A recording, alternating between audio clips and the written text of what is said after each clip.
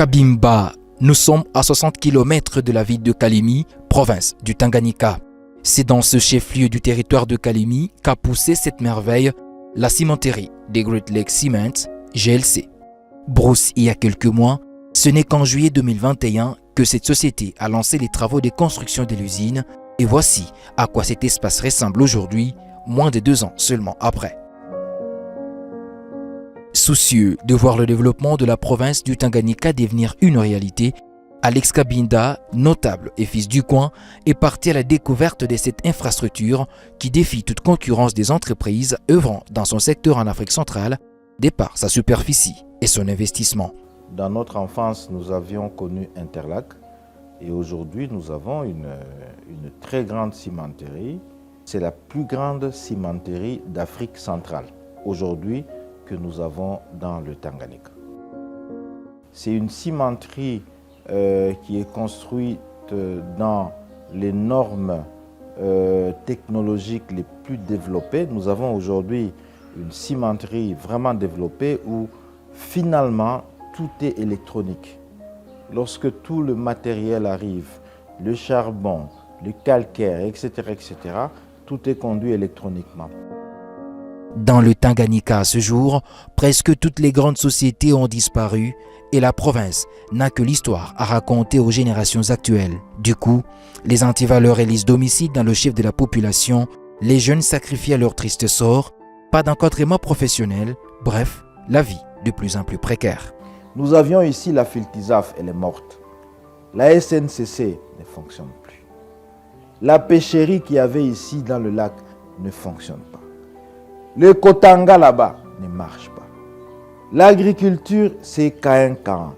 Mais avec l'avènement des GLC, environ 500 jeunes de la province ont trouvé de l'emploi. En fait, ils ont repris confiance en eux pour survivre. Ils soutiennent désormais les congénères qui comptent sur leur appui pour l'amélioration de la situation sociale générale.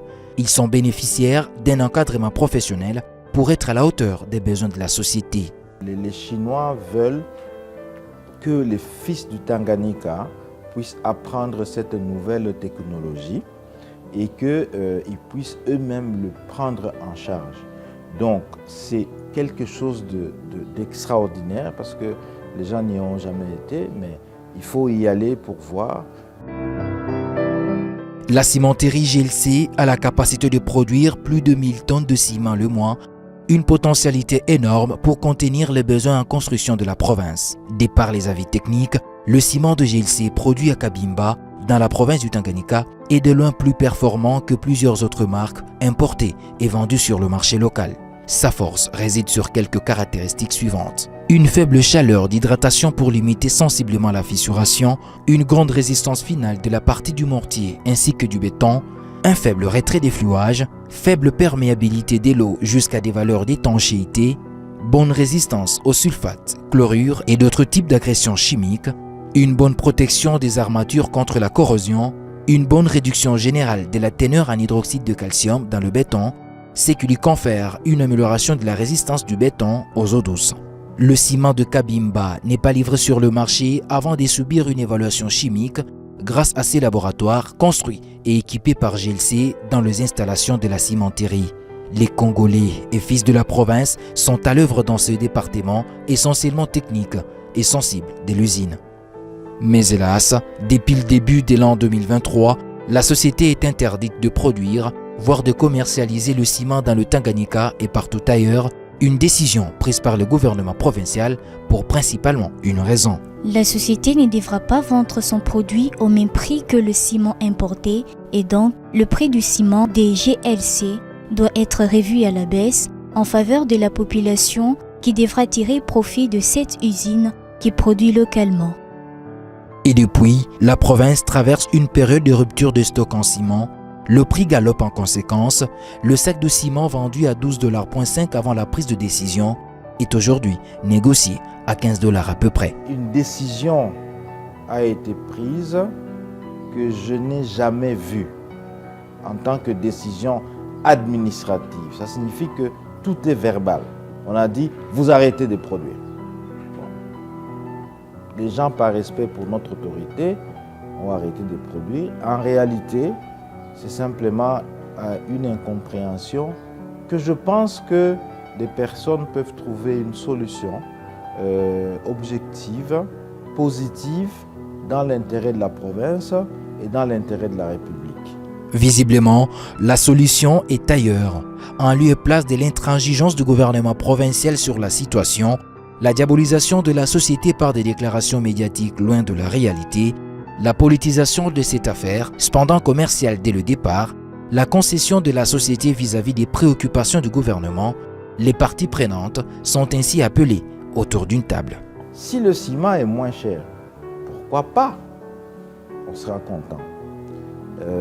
Maintenant, il faut que le gouvernement et que l'entreprise se mettent ensemble avec des éléments objectifs pour pouvoir regarder cette question du prix. GLC se propose de ne pas se limiter à la cimenterie seulement. La société voudrait intervenir dans la formation des jeunes pour renforcer leurs capacités dans plusieurs domaines et les rendre plus compétitifs sur le plan professionnel et selon les contraintes du marché d'emploi international.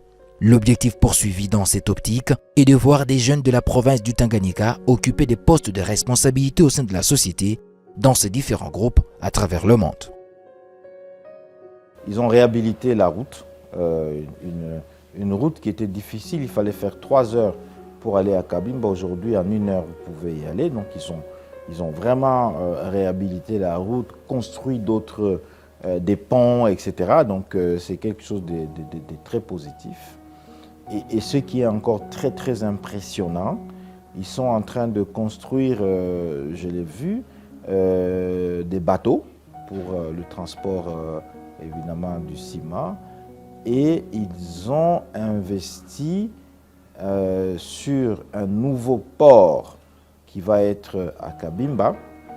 Et j'ai été impressionné parce que moi, je suis un natif de Kalemi, j'ai grandi à Kalemi. Le port qui est construit à Cabimba, c'est 3 fois ou 4 fois la capacité de notre port de Kalemi, qui est un port connu, historique, mais ce qui est en train d'être fait à Cabimba, c'est quelque chose d'extraordinaire. Il y a des bateaux, 2 bateaux que j'ai vus en construction de 2000 tonnes et il y aura 2 autres bateaux de 6000 tonnes. Voici cette centrale thermique construite par GLC à Cabimba. Elle a la capacité de produire 50 MW d'électricité. Elle est 3 fois plus grande que la centrale hydroélectrique de Bendera qui fournit de l'électricité à toute la ville de Kalemi. Pour ainsi pallier aux problèmes d'obscurité et de délestage dans la ville de Kalemi qui ne cessent de s'intensifier, GLC se propose de desservir la ville avec 20 MW d'électricité et ainsi épauler la SNEL qui est débordée par la demande d'électrification de la population.